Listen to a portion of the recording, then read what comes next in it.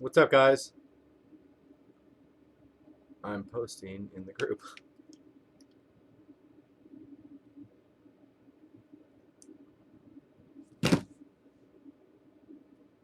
Today's video is going to be, by the way, this is Jonathan with One Big Impact. Today's video is going to be understanding hunger and understanding dieting. Okay, so first of all, here's my dinner. I'm going to be eating. It's got spinach, we got some mixed vegetables, and some protein. So the current food plan that I am doing is basically in a caloric deficit and 2 bottles of water. You will see me consume hopefully all of this in the next few minutes. Understanding your body is an interesting thing. I'm sorry, I hate eating in front of people. I hate when people eat in front of me. It's weird. It's not as weird as it used to be. I really used to say it was weird. I guess I don't want to be the guy that like people are like, ugh, I don't want to watch you eat. Okay, so talking with my mouth full, I'm sorry. I cannot find my deadlift grips anywhere. Understanding hunger is a tricky thing. I would say 99% of the time,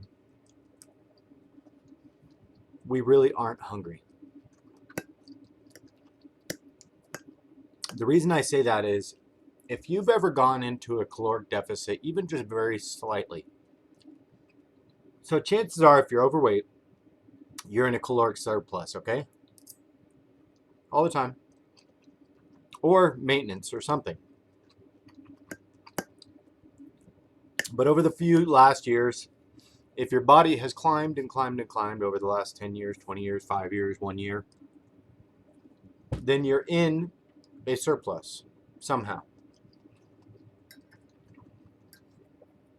Or you're eating the wrong foods. Or you're not exercising. Or all of the above. What you have to remember is your body's going to take an adaptation process on the first 3 days or 4 days or however long it takes your body to adapt to what you're doing.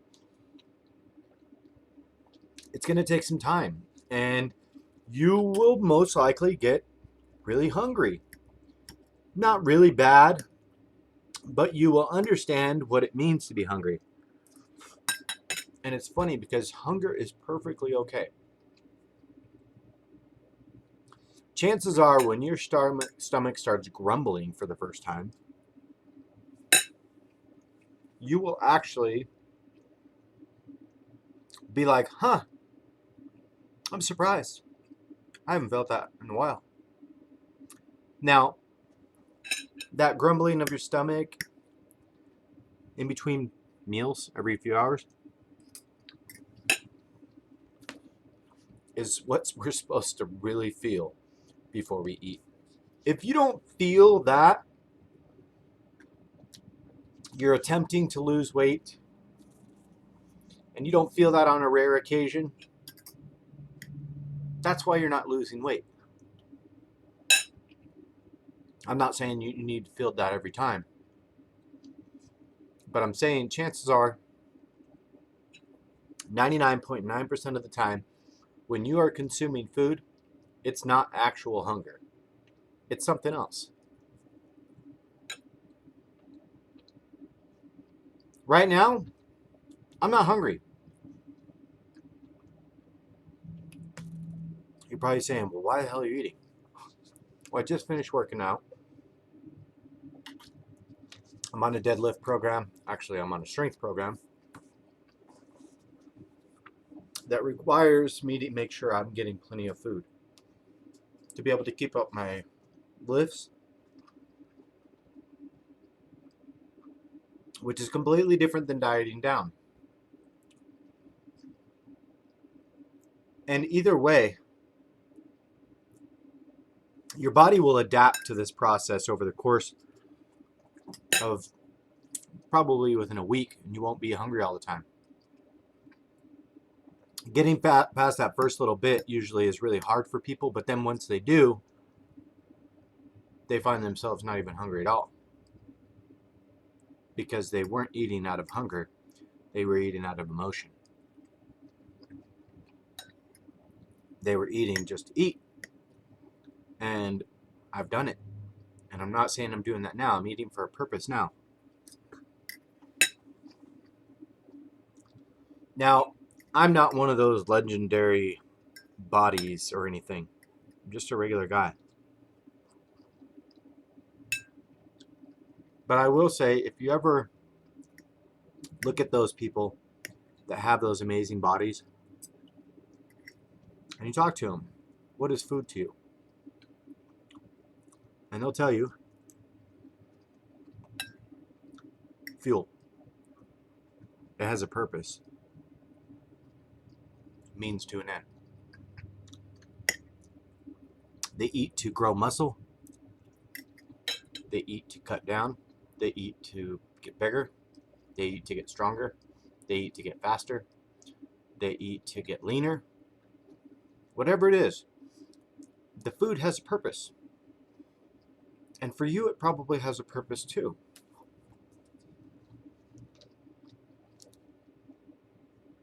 But here's what you have to remember. Your purposes are probably different.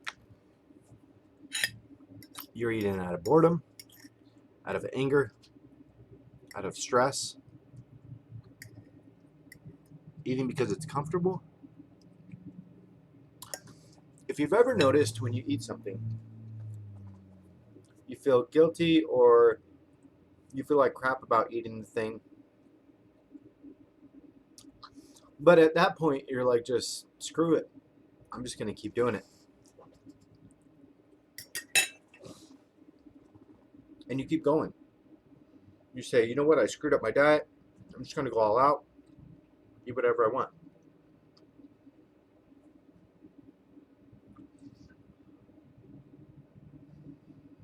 At that point, when you do that, that should be a really good understanding or trigger. Watch yourself next time. Think about it. The fact that you kept eating after you noticed it should tell you that you started eating for an unhealthy reason in the first place. It had nothing to do with the food.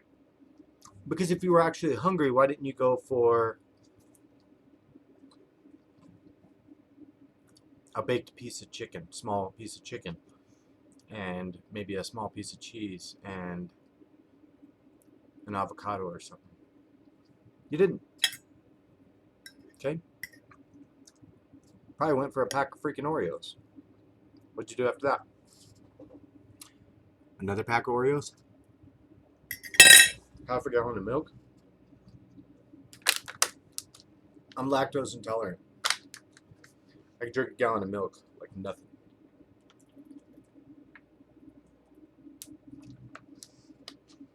Why would I do that?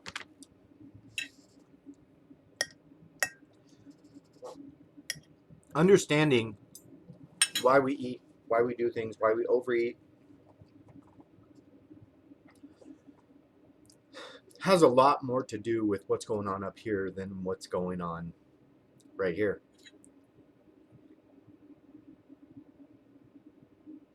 Now you could say you're trying to fill a void. I think that would be an easy statement.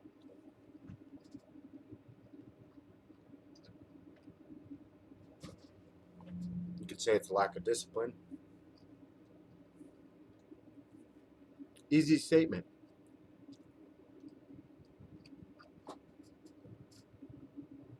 You could say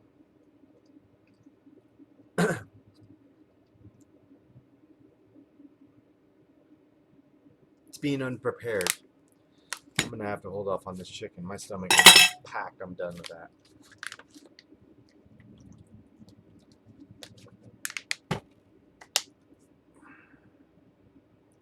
But the reality is, you have to go further. You have to go deeper into the mind and really understand what's happening. Void.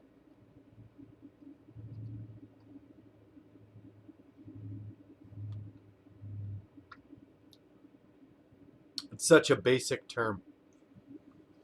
People look at people that are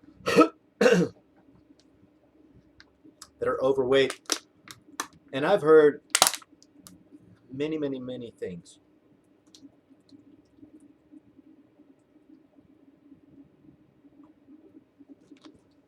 And I've been both ends of the spectrum. I'm probably somewhere in the middle right now, to be honest.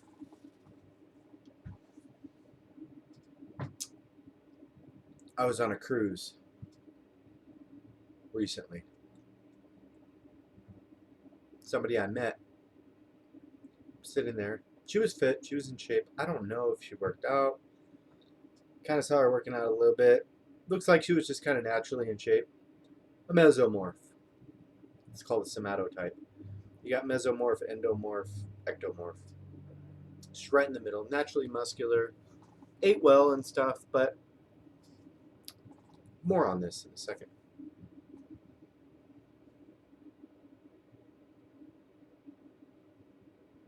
We were standing there, and this person looked over at these two overweight individuals, humans, beautiful humans, by the way, and said, "Look at these beautiful specimens of human content," or something really mean. And I said, "What do you mean?" She goes, "Look what they've done to themselves." And I was like, what are you talking about?" She goes, "Isn't that disgusting?" And I'm like, I don't know what the hell is she talking about their weight? What the hell is she talking about? And she goes, "Why would people do that to themselves?" And I was like, I just had a conversation with you about being overweight and stuff like that. And so I snarkily marked off and I said, "That's exactly what I thought about you when I saw you." Sarcastically. She didn't catch it. She didn't catch it at all. She, in fact, thought it was a compliment. She goes, "Oh my gosh, thank you so much. I worked so hard on my body." And I was like, holy crap. Chop your ego down. Calm the hell down. Okay? Calm down. I even went further and tried to... I'm not going to talk too much more about that situation because I don't want to blast anybody. Doesn't matter who it was. It was a little person in the world out of 7 billion. Now here's the thing. You have so many different ends of the spectrum. You have people that eat for a purpose. You have people that overeat for emotional reasons. You have people that undereat for emotional reasons. You have people that eat for a purpose for reasons. The big thing that you have to understand is you're retraining the brain to be something that it's not. Okay? And that's not easy. It is not something that you're going to wake up and turn into a world-class bodybuilder overnight. Not going to happen. And if it does, 90% of the stuff you see on the internet is bull. Okay? There is like 10% of people out there that do, in fact, transform their bodies into absolutely amazing things. The biggest transformations that you'll see, though, are of the youth. The youth goes from, it's usually the kids that are picked on because of their weight, and then they become older, and then they isolate themselves, and they figure out, and they hold on to like bodybuilding or different things, and it makes them feel good, it makes them feel sense of, but they're feeling a void as well. That's the majority of them. And those are the ones that usually stick with it. Now you go fast forward and you get another 4 or 5% of people that do it when they're in their teens or 20s or above.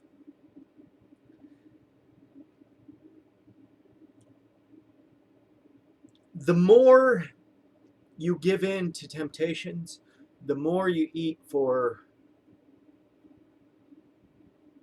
emotional release, the more you eat for things besides hunger, whatever it is, okay? The more difficult it becomes to snap out of it. I didn't realize I was doing it until I was about 30. I still do it. Shocker, right? I'm not perfect. Imagine that. It's really hard.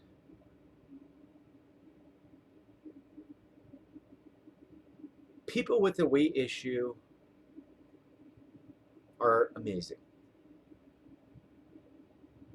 People that wake up overweight or are keeping weight off or are doing whatever they're doing in regards to trying to be healthy but aren't or haven't been or are really trying to turn a new leaf in their life are absolutely spectacular, and I commend them and you. It is not ever in any way, shape, or form should it be frowned upon for somebody to want to change. No further should it be frowned upon for somebody to be overweight. There's nothing wrong with having extra weight on you. There's nothing wrong with being overweight. It doesn't make you a different person. It doesn't make you a bad person. It doesn't make you less loving. It doesn't make you less kind. It doesn't make you more kind. Well, some cases. I mean, I get kind of happy when I eat cake. Just kidding.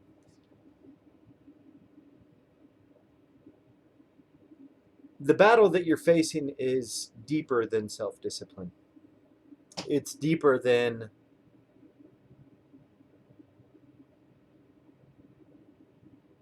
filling a void. It's not something that you're going to reach down inside you through counseling or anything like that, personal training or anything. It's something that every single day you're going to wake up and you are going to go to fucking war with this life. And you have to be prepared. You have to understand that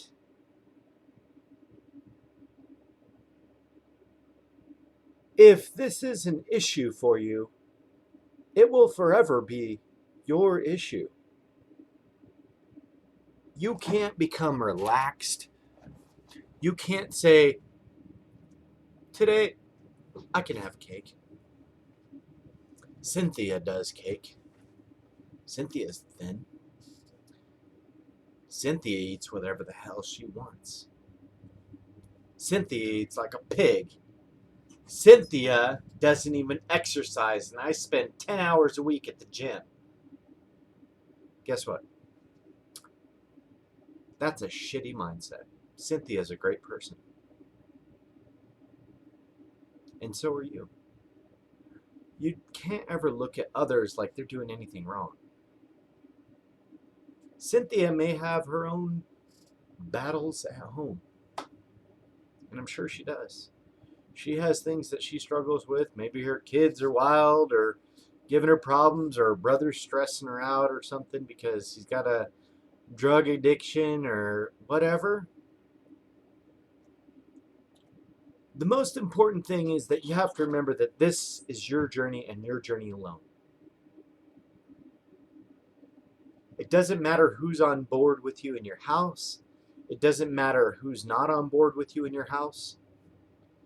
You may have a skinny husband. You may have a skinny wife. You may have an overweight wife. You may have an overweight husband. You may have kids that eat. You may have kids that don't.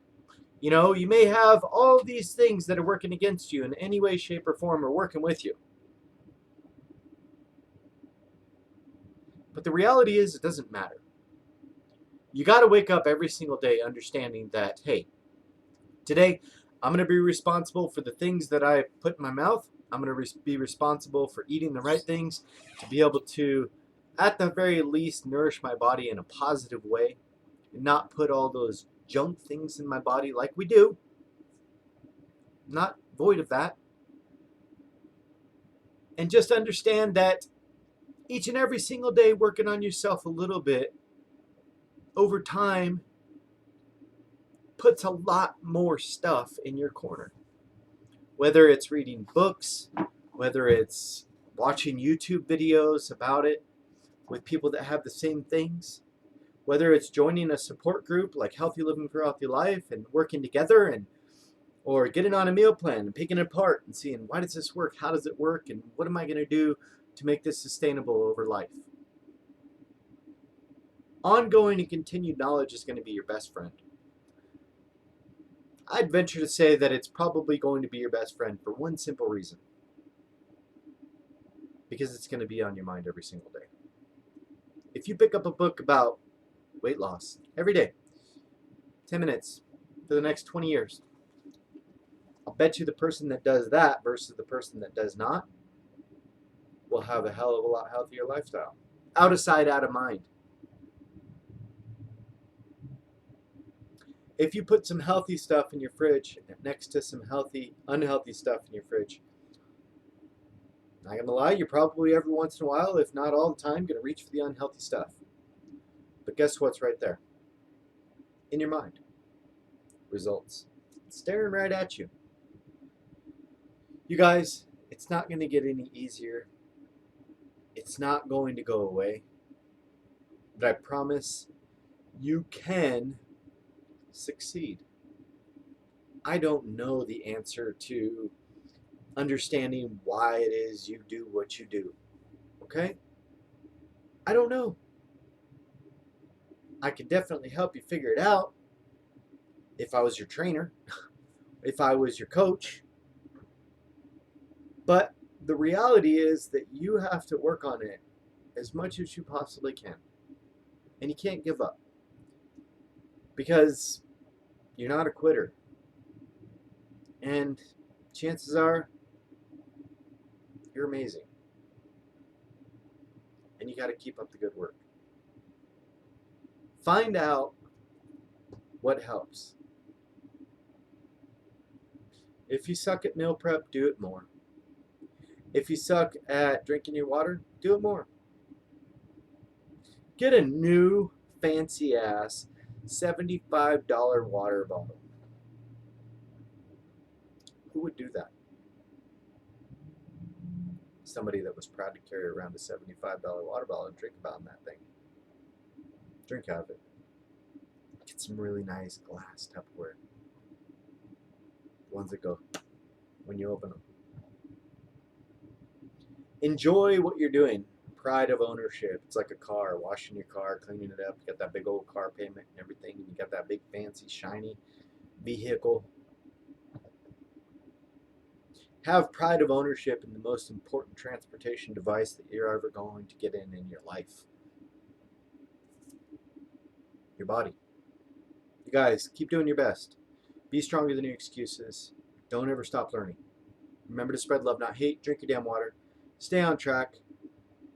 And for you, I want you to put in the link in the description below what you feel like our next challenge should be about. Have a good day.